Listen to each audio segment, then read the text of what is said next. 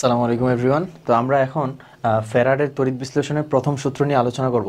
তার আগে ফ্যারাডের প্রথম সূত্রে যাওয়ার আগে ফ্যারাডের প্রথম সূত্রতে যাওয়ার আগে কিছু কিছু ব্যাপার তোমাদের হচ্ছে কনসেপ্ট ক্লিয়ার করা লাগবে, সেগুলো আগে বলে আসি, ঠিক আছে?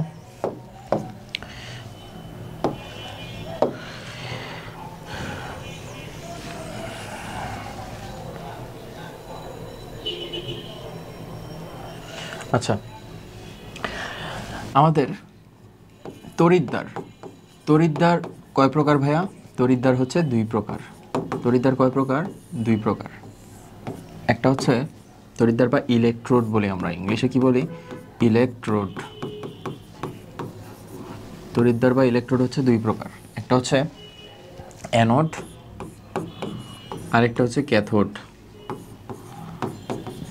একটা ভাইয়া অ্যানোড, আরেকটা কি? ক্যাথোড। অ্যানোড আরেকটা ক্যাথোড। তো মনে রাখো, তোমরা হচ্ছে 9 10-এ পড়ে আসছো, অ্যানোডে জারণ হয় আর ক্যাথোডে কি হয়? বিজারণ হয়। অ্যানোডে কি হয় ভাইয়া? অ্যানোডে মনে রাখবা জারণ হয়, অ্যানোডে জারণ, ক্যাথোডে বিজারণ, এভাবে ছড়ার মতো পড়তে থাকবা। অ্যানোডে জারণ, ক্যাথোডে বিজারণ। অ্যানোডে জারণ, ক্যাথোডে কি হয়? বিজারণ হয়। অ্যানোডে জারণ, ক্যাথোডে কি হয়? বিজারণ হয়। তাহলে খেয়াল করো, জারণ মানে কি আর বিজারণ মানে কি? আমি আরেকবার একটু রিকল করতেছি। জারণ মানে হচ্ছে ছারণ। জারণ মানে হচ্ছে ইলেকট্রনের ছারণ, ঠিক আছে? ইলেকট্রন যেখানে ত্যাগ করে সেটাই হচ্ছে জারণ। আর বিজারণ মানে কি? বিজারণ মানে হচ্ছে ইলেকট্রনের গ্রহণ। বিজারণ মানে কি ভাইয়া? ইলেকট্রনের গ্রহণ। জারণ মানে ছারণ, বিজারণ মানে গ্রহণ। এই একটা সংজ্ঞা। আরেকটা বলতে পারি আমরা, যেখানে জারণ মান বৃদ্ধি পায়, যেখানে জারণ সংখ্যা বৃদ্ধি পায় সেটাই জারণ, আর যেখানে জারণ সংখ্যা হ্রাস পায় সেটা হচ্ছে বিজারণ। তাহলে খেয়াল করো, জারণে কি হবে ভাইয়া? জারণে হচ্ছে জারণ মান বা জারণ সংখ্যা অথবা অক্সিডেশন নাম্বার ON বৃদ্ধি পাবে। আচ্ছা, অক্সিডেশন নাম্বার এখানে কি হবে? বৃদ্ধি পাবে। আর এটার ক্ষেত্রে কি হবে? অক্সিডেশন নাম্বার বা জারণ মান, অক্সিডেশন নাম্বার ডিক্রিজ হবে, হ্রাস পাবে, ঠিক আছে? অক্সিডেশন নাম্বার কি হবে ভাইয়া? এখানে হচ্ছে কমবে, আর এখানে অক্সিডেশন নাম্বার কি হয়েছিল? বাড়ছিল। আচ্ছা দেখো, তাহলে অ্যানোডে কি হয়? জারণ, ক্যাথোডে কি হয়? বিজারণ। অ্যানোডে জারণ, ক্যাথোডে বিজারণ। তাহলে তোমাদের গ্যালভানিক কোষের যে ক্রিয়াকৌশলটা, বিক্রিয়ার ক্রিয়াকৌশলটা, এটা মনে আছে কিনা চলো আমরা আরেকবার হচ্ছে রিক্যাপ করে ফেলি।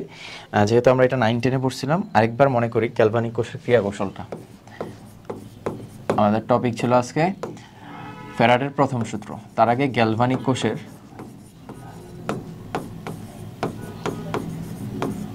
কৌশলটা দেখব।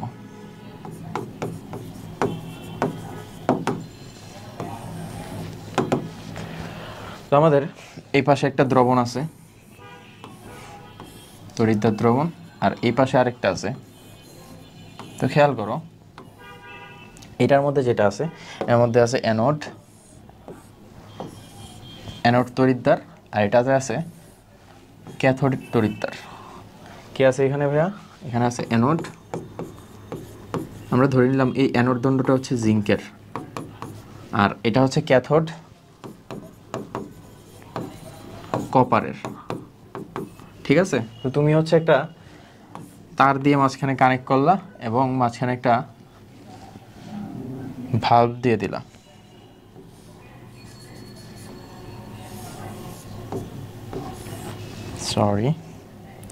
মাঝখানে একটা কি দিলা? ভালভ দিলা, ঠিক আছে? তো খেয়াল করো, এখানে যে বিক্রিয়াটা হবে তার আগে আমরা এখানে একটা দ্রবণ দিই। কিসের দ্রবণ থাকবে? যে তড়িৎদ্বার দিছো তুমি, ওই তড়িৎদ্বারের লবণের দ্রবণ এখানে থাকবে। তাহলে তড়িৎদ্বারটা হচ্ছে জিঙ্ক তড়িৎদ্বার, জিঙ্কের লবণের দ্রবণ। জিঙ্কের লবণ কোনটা? Zinc sulphate. জিঙ্ক সালফেটের দ্রবণ এখানে থাকবে। তাহলে জিঙ্ক সালফেট কি এখানে আণবিক আকারে থাকবে নাকি আয়ন আকারে? আয়ন আকারে অবশ্যই। জিঙ্ক 2+ আর সালফেট 2-, ঠিক আছে? এই অবস্থায় থাকবে। আর এটা হচ্ছে জিঙ্কের একটা দণ্ড। আর এটার ক্ষেত্রে যদি বলি, এখানে যেই তড়িৎদ্বার আছে ওই তড়িৎদ্বারের লবণের দ্রবণ থাকবে। কপার যেহেতু আছে, তাহলে কপার সালফেট কপারের লবণের দ্রবণ থাকবে। তাহলে কপার সালফেট তো আণবিক, এটা অবশ্যই আয়ন আকারে থাকবে। তাহলে কপার 2+ আর সালফেট মাইনাস, সালফেট 2-। ঠিক আছে, তো খেয়াল করো এখানে যে বিক্রিয়াটা হবে কিভাবে হবে। প্রথমে জিঙ্ক যে দণ্ডটা আছে, এই জিঙ্ক দণ্ডের ক্ষেত্রে জিঙ্ক দণ্ডে জিঙ্ক 2টা ইলেকট্রন এখানে ছেড়ে দিয়ে জিঙ্ক দ্রবণে চলে আসবে 2+ আকারে। ঠিক আছে, জিঙ্ক 2টা ইলেকট্রন এখানে ছেড়ে দিয়ে কোথায়, যে তড়িৎদ্বার আছে অ্যানোডে 2টা ইলেকট্রন রেখে দিয়ে কোথায় চলে আসবে, দ্রবণে চলে আসবে জিঙ্ক 2+ আকারে। এবার খেয়াল করো এই যে 2টা ইলেকট্রন আছে, এই 2টা ইলেকট্রন এদিক দিয়ে, ইলেকট্রন তো আর বসে থাকবে না, ইলেকট্রন প্রবাহ হবে। ইলেকট্রন প্রবাহ মানে বিদ্যুৎ প্রবাহ। তাও যখন এদিক দিয়ে পাস করবে ইলেকট্রন প্রবাহ হওয়ার সময় এখানে কি জ্বলবে, এখানে হচ্ছে বাতিটা জ্বলে উঠবে। তাহলে খেয়াল করো ইলেকট্রনটা হচ্ছে এদিকে পাস করার সময়, তারপরে আইসা এখানে এই 2টা ইলেকট্রন এসে থামবে। ঠিক আছে, এখানে এসে ওয়েট করবে। এখন ইলেকট্রন দেখে এই বেটা কপার হচ্ছে লোভ সামলাইতে পারবে না, ও হচ্ছে এই ইলেকট্রন খেয়ে এখানে বসে যাবে। ঠিক আছে, ইলেকট্রন খেয়ে এখানে বসে যাবে। তো খেয়াল করো সিনারিওটা কি দাঁড়াইলো, ফার্স্টে হচ্ছে জিঙ্ক যে দণ্ডটা আছে, এই জিঙ্ক দণ্ড থেকে 2টা ইলেকট্রন এখানে রেখে দিয়ে জিঙ্ক 2+ আকারে চলে আসলো। আর যেই 2টা ইলেকট্রন আছে এটা এখান দিয়ে প্রবাহিত হওয়ার সময় এখানে লাইট জ্বললো, তার মানে আমরা বুঝলাম যে এখানে তড়িৎ প্রবাহ চলতেছে। তাহলে 2টা ইলেকট্রন এখানে এসে ক্যাথোডের মধ্যে জমা হবে। এখন ক্যাথোডের মধ্যে যখন ওয়েট করবে, কপার যে আয়ন আছে, কপার আয়নটা এই 2টা ইলেকট্রন দেখে ও হচ্ছে কি করবে, ও এটা গিলে খেয়ে ফেলবে। ঠিক আছে, তাহলে এখানে বিক্রিয়াগুলো কি হইলো চলো দেখি। তাহলে অ্যানোডে প্রথমে আসি, অ্যানোডে ভাইয়া কোন বিক্রিয়া হয়, অ্যানোডে হয় জারণ বিক্রিয়া। অ্যানোডে কোন বিক্রিয়া হয়, অ্যানোডে জারণ বিক্রিয়া হয়। আর ক্যাথোডে কোন বিক্রিয়া হয় ভাইয়া, আমরা এটা লিখে ফেলি, ক্যাথোডে হয় বিজারণ বিক্রিয়া। অ্যানোডে জারণ, ক্যাথোডে বিজারণ। তাহলে ফার্স্টে যেটা ছিল অ্যানোডে কিন্তু জারণ হয়েছে। অ্যানোডে জারণ বলতে এখানে জিঙ্ক 2টা ইলেকট্রন রেখে দিয়ে জিঙ্ক 2+ হয়েছে। তাহলে খেয়াল করো আমরা এটাই লিখলাম, জিঙ্ক 2+ হয়েছে 2টা ইলেকট্রন রেখে দিয়ে। ঠিক আছে, এরপরে এই 2টা ইলেকট্রন কপার 2+ খেয়ে কপার ধাতুতে পরিণত হয়েছে। তাহলে কপার 2+ 2টা ইলেকট্রন খেয়ে কিসে কনভার্ট হয়েছে ভাইয়া, কপারে কনভার্ট হয়েছে। তাহলে খেয়াল করো আমরা যে বলছি অ্যানোডের জারণ, আসলে কি জারণ হয়েছে, চলো টেস্ট করি। জিঙ্কের এখানে জারণ মান ছিল 0 আর এখানে হচ্ছে +2, এখানে কপারের +2 আর এখানে 0। তাহলে দেখো তো জারণ মান বাড়ছে না কমছে, বাড়ছে, তার মানে জারণ হয়েছে। আমরা জানি জারণ মান বাড়লে কি হয়, জারণ মান বাড়লে জারণ হয়, জারণ মান বাড়লে জারণ, আর অ্যানোডে হচ্ছে জারণ ঘটে। এরপর এটাতে দেখো, এটাতে কপারের ক্ষেত্রে ছিল +2, কপারের ক্ষেত্রে কত ছিল ভাইয়া, +2। আচ্ছা, +2 আর এখানে কত 0, তার মানে জারণ মান কিন্তু কমছে। +2 থেকে 0 হয়েছে মানে কমছে না, তার মানে এটা এখানে কি হয়েছে, মেইনলি বিজারণ হয়েছে। তো আশা করি এটা বুঝছো। এবার খেয়াল করো, এবার আমরা হচ্ছে পূর্ণ কোষ বিক্রিয়া যদি লিখি তখন কি হবে, তখন এই 2টা ইলেকট্রন নাই হয়ে গেল, আর থাকবে জিঙ্ক প্লাস কপার 2+, আর ওই সাইডে থাকবে জিঙ্ক 2+ প্লাস কপার। এই হচ্ছে পূর্ণ কোষ বিক্রিয়া। ঠিক আছে, এই পূর্ণ কোষ বিক্রিয়া কোষ বিভব কত ভাইয়া, মনে রাখবা 1.10। আমরা সামনের ক্লাসগুলোতে কোষ বিভব কি এগুলো নিয়ে আলোচনা করব, 1.10।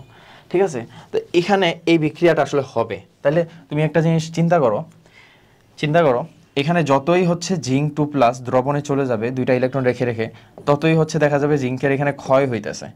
আর যতই হচ্ছে এখানে ইলেকট্রন এখানে আইসা উপস্থিত হবে, ততই দেখা যাবে ইলেকট্রন ওই ইলেকট্রনগুলোকে খেয়ে কপার এদিকে জমা হইতেছে কপার ধাতু আকারে। তার মানে এই ইলেকট্রনটা ক্রমাগত ক্ষয় হইতে হইতে নাই হয়ে যাবে, আর এই ইলেকট্রনটা ক্রমাগত জমতে জমতে অনেক বড় হবে। তাহলে একটা সময় দেখা যাবে এখানে যে পজিটিভ চার্জ অর্থাৎ ক্যাটায়ন অনেক বেশি বেড়ে গেছে, আর এখানে যেটা পজিটিভ চার্জ যেহেতু এখানে লেগে গেছে, তার মানে পজিটিভ চার্জ অনেক কমে গেছে। ঠিক না, তাহলে একটা ইমব্যালেন্স ক্রিয়েট হলো না। আমরা জানি বৈদ্যুতিক নিরবচ্ছিন্নতা রক্ষার জন্য এরকম যদি অসামঞ্জস্যতা ক্রিয়েট হয় তাহলে হচ্ছে বৈদ্যুতিক নিরবচ্ছিন্নতা বজায় থাকে না। তাহলে বৈদ্যুতিক নিরবচ্ছিন্নতা বজায় থাকার জন্য তোমাকে হচ্ছে এখানে একটা লবণ সেতু দিতে হবে। বিজ্ঞানীরা লবণ সেতু এখানে দিছেন, এটা আসলে এখানে আঁকতে গিয়ে আমি একটু বাঁকা করে ফেলছি, এটা আসলে একদম উল্টানো ইউ আকৃতির মতো, ঠিক আছে, শেপটা কেমন উল্টানো ইউ আকৃতির। তাহলে খেয়াল করো এখানে অনেকগুলা লবণের দ্রবণ তুমি দিতে পারো। তাহলে খেয়াল করো এখানে আমরা পটাশিয়াম নাইট্রেট দিব, কি দিব ভাইয়া, পটাশিয়াম নাইট্রেট। তাহলে এদিকে নাইট্রেট, এদিকে পটাশিয়াম। তো যখন দেখা যাবে এদিকে পজিটিভ চার্জ বেড়ে গেছে, তখন হচ্ছে এই নাইট্রেটটা নেগেটিভ চার্জটা এসে এই পজিটিভ চার্জটাকে কি করে ফেলবে, নিউট্রালাইজ করে ফেলবে, ঠিক আছে, মানে ইকুয়ালিটি বজায় রাখবে, বৈদ্যুতিক সামঞ্জস্যতা বজায় রাখবে। আর যতই দেখা যাবে এখানে পজিটিভ চার্জ কমে গেছে, পটাশিয়াম এসে এই পজিটিভ চার্জের ইমব্যালেন্সটাকে ব্যালেন্স করবে, ঠিক আছে। তাহলে এইভাবে হচ্ছে আমাদের গ্যালভানিক কোষটা কাজ করে। তাহলে আমরা এখান থেকে একটা জিনিস ভালো মতো মনে রাখবো যে গ্যালভানিক সেলের ক্ষেত্রে কি হয়, জিঙ্ক এখানে কি হয় ভাইয়া, এখানে হচ্ছে জিঙ্ক আয়ন হিসেবে জমা হয়, আর এখান থেকে জিঙ্কের দণ্ডটা ক্রমাগত ক্ষয় হইতে থাকে, অ্যানোডটা ক্ষয় হইতে থাকে, আর ক্যাথোডের মধ্যে ক্রমাগত কি হইতে থাকে, ধাতু জমা হইতে থাকে। এই যে ক্রমাগত ধাতু জমা হইতে থাকে, এটা নিয়েই আসলে আমাদের বিজ্ঞানী ফ্যারাডে একটা সূত্র আবিষ্কার করছে, যেটাকে বলা হয় ফ্যারাডের প্রথম সূত্র। এখানে কতটুকু ধাতু জমা হয়েছে সেটার নির্ণয়ের জন্য যে সূত্রটা, সেটা হচ্ছে ফ্যারাডের প্রথম সূত্র। এখানে কতটুকু কপার ধাতু জমা হয়েছে, বা যেই ইলেকট্রোডই ইউজ করো তুমি এখানে যেই আমাদের কি বলে ক্যাথোড ইউজ করো, সেই ক্যাথোডের মধ্যে কতটুকু ধাতু জমা হবে সেটাই হচ্ছে নির্ণয় করা যাবে কি দিয়ে, ফ্যারাডের প্রথম সূত্র দিয়ে। তো চলো আমরা ফ্যারাডের প্রথম সূত্রতে যাই, তড়িৎ বিশ্লেষণের প্রথম সূত্র। দেখো এখানে আসলে সূত্রটা কি বলছে, তড়িৎ বিশ্লেষণের সময় যে কোনো তড়িৎদ্বারে সংগঠিত বিক্রিয়ার পরিমাণ, অর্থাৎ তড়িৎদ্বারে সঞ্চিত বা দ্রবীভূত পদার্থের পরিমাণ, এটার মধ্যে মার্ক করো, দ্রবীভূত পদার্থের পরিমাণ প্রবাহিত বিদ্যুতের পরিমাণের সমানুপাতিক, ঠিক আছে। তাহলে আমরা এখানে কি দেখলাম, আচ্ছা তুমি আমারে বলো আগে, পদার্থের পরিমাণ তো আমরা জানি ডাব্লিউ কার সমানুপাতিক, বিদ্যুতের পরিমাণকে আই, আমরা কিন্তু বলছিলাম ফার্স্টের ক্লাসে যখন চার্জ নিয়ে বলছিলাম, ওই চার্জ হচ্ছে আমাদের তড়িৎ প্রবাহের পরিমাণ, তার মানে বিদ্যুতের পরিমাণ, ডাব্লিউ সমানুপাতিক কিউ। এখন কিউ আবার জানো কি, কিউ ইকুয়ালস টু আইটি, জানো না, কিউ ইকুয়ালস টু আইটি, ঠিক না। তার আগে আমরা সমানুপাতিক ধ্রুবকটা যদি তুলতে চাই, তখন এখানে সমান দিলে একটা ধ্রুবক আনা লাগবে, সমানুপাতিক চিহ্নটা যদি তুলতে চাই, সমান চিহ্ন দিলে এখানে একটা ধ্রুবক আনতে হবে, জেড, সেটা জেড কিউ, ঠিক আছে। এখন আমরা বললাম কিউ ইকুয়ালস টু আইটি, তাহলে W equals to Z IT, W equals two কি ভাইয়া, জেড আইটি। তাহলে এই সূত্রগুলো মনে রাখবা, ডাব্লিউ সমানুপাতিক Q, W equals to Z Q, আর W equals to Z IT. এটাই হচ্ছে আমাদের ফ্যারাডের প্রথম সূত্র, এটা ফ্যারাডের প্রথম সূত্র। এখন খেয়াল করো, জেড মানে আবার কি ভাইয়া, এম বাই এন এফ, মনে রাখবা জেড মানে আবার কি, এম বাই এন এফ। তাহলে আমরা যদি বসাই ডাব্লিউ ইকুয়ালস টু জেড আইটিতে, তাহলে আসবে জেড এর জায়গায় এম বাই এন এফ যদি বসাই, W equals to M by N F যদি বসাই, তাহলে আসবে MIT by N F. MIT একটা ভার্সিটির নাম আছে না, ম্যাসাচুসেটস ইনস্টিটিউট অফ টেকনোলজি, তাহলে তোমার হচ্ছে MIT by N F, easily মনে রাখতে পারতেছে, এটা একটা ভার্সিটির নাম। তাহলে এই হচ্ছে আমাদের ultimate formula of Faraday's first law. আশা করি মনে থাকবে, W equals to MIT by NF. এখন যদি আমি জেড এর পরিচয়টা আরেকবার ভালো মতো বলি, জেড কি ভাইয়া, জেড কে বাংলায় বলা হয় তড়িৎ রাসায়নিক তুল্যাঙ্ক। কি বলা হয়, তড়িৎ রাসায়নিক তুল্যাঙ্ক। এখন জেড কে যদি সংজ্ঞায়িত করতে চাই, যে কোনো কিছুকে সংজ্ঞায়িত করলে তুমি হচ্ছে সমীকরণে এক পাশে ওকে নিয়ে আসবা আর অপোজিট সাইডে বাকিগুলোকে নিয়ে যাবা। তাহলে W equals to Z Q, যেহেতু আমরা পড়ছি, তাহলে Z equals to W by Q. এখন এটাকে যদি সংজ্ঞায়িত করো তাহলে কি আসবে, নিচেরটাকে একক করে দিবা, এক, নিচেরটা কত ভাইয়া, এক। দেখো তাহলে সংজ্ঞায়িত যদি আমরা করি কি আসবে, দেখো তড়িৎ রাসায়নিক তুল্যাঙ্ক, এখানে সংজ্ঞাটা এখানে দেয়া আছে, কিন্তু আমি বললাম এক করে দিবা। তাহলে এক কুলম্ব আধান প্রবাহের ফলে যত পরিমাণ ধাতু ক্যাথোডে জমা হবে, ক্যাথোডে সঞ্চিত হবে, অথবা অ্যানোড থেকে দ্রবীভূত হবে। তাহলে কি বললাম, এটা কিন্তু তড়িৎ রাসায়নিক তুল্যাঙ্কের সংজ্ঞাটা আসে অনেক সময়। কি বলবো হচ্ছে এক কুলম্ব আধান বা চার্জ প্রবাহিত হলে যত গ্রাম ধাতু ক্যাথোডে সঞ্চিত হবে, সেটাই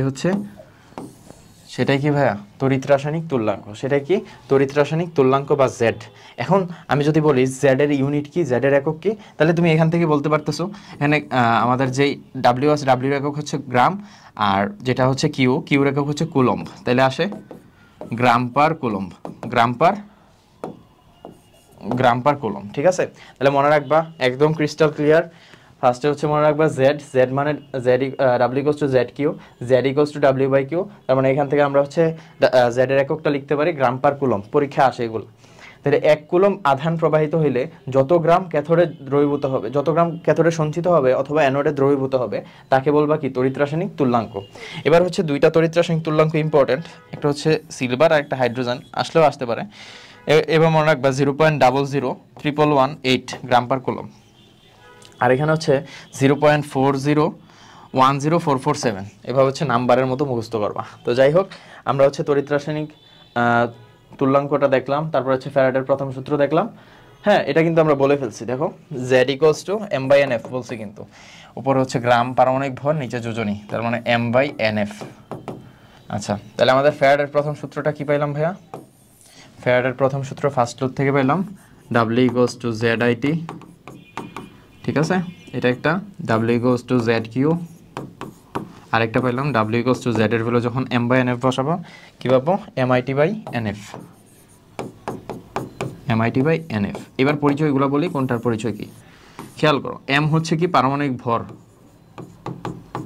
ঠিক আছে, M মানে পারমাণবিক ভর জানো, I মানে তড়িৎ প্রবাহ, T মানে কিন্তু হচ্ছে টেম্পারেচার না, T মানে হচ্ছে টাইম। T মানে কি? আচ্ছা, এটা স্মল t দেই তাহলে বুঝতে সুবিধা হবে। T মানে হচ্ছে টাইম বা সময়। কোশ্চেনে যদি টেম্পারেচার থাকে টেম্পারেচার বসাই দিবা শিওর, ঠিক আছে? তাহলে এটা হচ্ছে T মানে কি? সময়, টেম্পারেচার না। N মানে কি ভাইয়া? N মানে হচ্ছে মোস্ট অফ দ্য টাইম যোজনী, অথবা মেইনলি হচ্ছে আয়ন যেটা থাকবে ওইটা, যত মোল ইলেকট্রন ত্যাগ হবে অথবা গ্রহণ হবে। এন এর ভ্যালুটা হচ্ছে তোমার চেঞ্জেবল, আমরা যখন ম্যাথ করবো তখন বুঝে যাবো আসলে এনটা আসলে কি মিন করছে। আর এফ এর ভ্যালু অলওয়েজ 96,500 কুলম্ব। তাহলে এই হচ্ছে আমাদের ফ্যারাডের প্রথম সূত্র নিয়ে আলোচনা। আচ্ছা, ফ্যারাডের প্রথম সূত্রের প্রযোজ্যতাটা দেখো। প্রযোজ্যতা আর সীমাবদ্ধতা। প্রযোজ্য হবে শুধুমাত্র যদি লিকুইড হয়, আর কি লিকুইড হয়, তড়িৎ বিশ্লেষ্য দ্রবণ আর গলিত তড়িৎ বিশ্লেষের ক্ষেত্রে প্রযোজ্য, ঠিক আছে? আর সীমাবদ্ধতাটা কি? ফ্যারাডের সূত্র কেবলমাত্র তড়িৎ বিশ্লেষ্য পরিবাহীর ক্ষেত্রে প্রযোজ্য, কিন্তু ইলেকট্রনীয় পরিবাহী যেটা আছে সেটার ক্ষেত্রে প্রযোজ্য না, মনে রাখবা। আচ্ছা, তো এগুলো নিয়ে আমরা কিন্তু কথা বলা শেষ অলরেডি, যে 1 মোল ইলেকট্রনের চার্জ সমান এত, তার মানে হচ্ছে 96,500, এগুলো বলা কিন্তু শেষ, মোটামুটি আলোচনা করা এগুলো শেষ। এবার হচ্ছে ফ্যারাডের সূত্র, 1 ফ্যারাড মানে কি, এগুলো বলা শেষ, ঠিক আছে? এই যে দেখো, এই এমসিকিউটার কথাই বলতেছিলাম, যে অনেক সময় হচ্ছে আমরা যেটা বললাম যে 4টা লাইন বলছি, এই 4টা লাইনই দিয়ে দেয়। প্রথম হচ্ছে 1 ফ্যারাড বলতে কি বুঝো? এখানে খেয়াল করো তোমরা, 96,500টি ইলেকট্রনের চার্জ মোটেও না, এটা হচ্ছে 6.02 × 10⁻23টি ইলেকট্রনের চার্জ বলতে পারো। 96,500টি ইলেকট্রনের চার্জ তো হবে না, তাহলে এই প্রথম দুইটা হচ্ছে বাদ। তারপরে খেয়াল করো লাস্টেরটা কি? n এ সংখ্যক ইলেকট্রন না, চার্জ লাগবে, তাহলে হচ্ছে 6.02 × 10⁻23টি ইলেকট্রনের চার্জ। আশা করি বুঝছো। তো যাই হোক, এগুলো একটু মোটামুটি রিডিং দিয়ে রাখবা। এই কনসেপ্টটা আসলে ক্লিয়ার হওয়া দরকার, এটা আসলে কি মিন করছে, খুবই ইম্পর্টেন্ট। দেখো, একটা সিলভার আয়ন, সিলভার ধাতুতে পরিণত হইতে 1 মোল ইলেকট্রনের দরকার, অথবা আমরা বলি 1 মোল ইলেকট্রন কি বলবো ভাইয়া? 1 মোল ইলেকট্রনের চার্জকে আমরা কি বলছিলাম মনে আছে? 1 মোল ইলেকট্রনের চার্জ মানেই হচ্ছে 1 ফ্যারাড, মানে কি 1 ফ্যারাড। 1 মোল ইলেকট্রনের চার্জ মানে কি 1 ফ্যারাড। তাহলে আমরা 1 মোল সিলভার আয়নকে 1 মোল সিলভার ধাতুতে পরিণত করতে গেলে 1 মোল ইলেকট্রনের চার্জ লাগবে, অর্থাৎ 1 ফ্যারাড লাগবে। আশা করি এটা বুঝছেন। তারপরে খেয়াল করেন কপার 2+, কপার 2+কে কপারে কনভার্ট করতে, কপার ধাতুতে কনভার্ট করতে গেলে 2 মোল ইলেকট্রন লাগবে, তার মানে 2 ফ্যারাড ইলেকট্রন লাগবে। যেহেতু আমরা বলছি 1 মোল ইলেকট্রন এর চার্জ মানে 1 ফ্যারাড, তাহলে 2 মোল ইলেকট্রন চার্জ মানে 2 ফ্যারাড। ক্রোমিয়ামের তো আয়ন 3+, তাহলে 3টা ইলেকট্রন 3 মোল ইলেকট্রন লাগবে ক্রোমিয়াম ধাতুতে কনভার্ট হতে গেলে, তাহলে 3 ফ্যারাড হবে। ঠিক আছে, 3 ফ্যারাড হবে। তো আশা করি এটা বুঝছেন। এটা কি মিন করছে যে 1 মোল একক ধনাত্মক আয়ন থেকে 1 মোল ধাতুতে পরিণত করতে 1 ফ্যারাড বিদ্যুৎ প্রয়োজন। আর যদি এটা একক ধনাত্মকের জায়গায় দ্বিধনাত্মক হয় তখন 2 ফ্যারাড, আর যদি ত্রিধনাত্মক হয় তখন 3 ফ্যারাড লাগবে। ঠিক আছে, কয় ফ্যারাড লাগবে? 3 ফ্যারাড। এখন চিন্তা করেন, আমি যদি আপনাকে বলি প্রত্যেকটার ক্ষেত্রে এই 3টা যে এক্সাম্পল দেখলাম প্রত্যেকটার ক্ষেত্রে 1 ফ্যারাড বিদ্যুৎ যদি চালনা করি, ক্যাথোডে কতটি ধাতু জমা হবে, ক্যাথোডে কতটি ধাতু জমা হবে। আপনারা যদি আমার গুণগত রসায়নের লেকচারটা করে থাকেন তাহলে দেখবেন আমি সবগুলা ভর, এক্সেপশন যে ভরগুলো আছে সবগুলা ভর হচ্ছে মোটামুটি একসাথে লিখে দিছি। তো ওইটা আগে দেখে আসবেন কোন কোন ভরগুলা, ওই ভরগুলা কিন্তু এখানে লাগবে। ঠিক আছে, ফার্স্ট হচ্ছে সিলভারের ভর কত? 108। তারপরে কপারের ভর কত ভাইয়া? 63.5।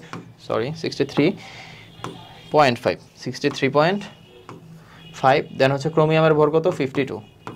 তাহলে খেয়াল করেন, আমি যেহেতু বলছি 1 ফ্যারাড বিদ্যুৎ চালনা করলে ক্যাথোডে কত ভর জমা হবে প্রত্যেকটার ক্ষেত্রে, তাহলে ফার্স্টেরটার ক্ষেত্রে দেখো, তাহলে তুমি কি করবা? 1 ফ্যারাড বিদ্যুৎ যেহেতু বলছি প্রত্যেকটাকে 1 বানাই দিবা, মানে সবগুলোকে 1 ফ্যারাড বানাই দিবা। প্রথমটাতে অলরেডি 1 ফ্যারাড করা আছে, দ্বিতীয়টাতে নাই, তাহলে তুমি 2 দিয়ে ভাগ দাও, হাফ, এটা 2 দিয়ে ভাগ দিবা, তাহলে 1 হয়ে যাবে। এটারে হাফ দিয়ে ভাগ দিবা, 2 দিয়ে ভাগ দিবা, হাফ দিয়ে গুণ দিবা। আচ্ছা, এটার ক্ষেত্রে হচ্ছে দেখো 3 ফ্যারাড, তো তাহলে 3 দিয়ে ভাগ দিবা। আচ্ছা, ভাগ দিলাম। এবার খেয়াল করো, এবার কিন্তু প্রত্যেকটা 1 ফ্যারাডে চলে আসছে। এটাও 1 ফ্যারাডে আসলো, এটাও কিসে আসলো ভাইয়া? 1 ফ্যারাডে আসলো। 1 ফ্যারাড 1 ফ্যারাড 1 ফ্যারাড। এইবার হচ্ছে এখানে কত ধাতু জমা হইলো, এটা হচ্ছে আমাদের কোশ্চেন ছিল। মানে তুমি যদি সবগুলোকে 1 ফ্যারাডে চালনা করো আমাদের ক্যাথোডে কতটুকু ধাতু জমা হবে। তাই খেয়াল করো, আমরা যেহেতু এখানে হাফ মোল কপার দিছি তাহলে 63.5/2 হবে। আর এখানে যদি যেহেতু 1/3 মোল ক্রোমিয়াম দিছি তাহলে হবে কত? ক্রোমিয়ামের ভরের 3 ভাগ। ঠিক আছে, যত আসবে তত হচ্ছে অ্যান্সার। আশা করি এটা পারবা।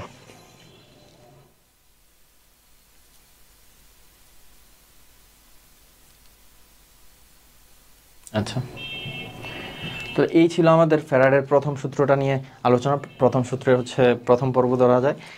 আমরা বাকি অংশটা নেক্সট ক্লাসে দেখব। থ্যাংক ইউ পাশে থাকার জন্য।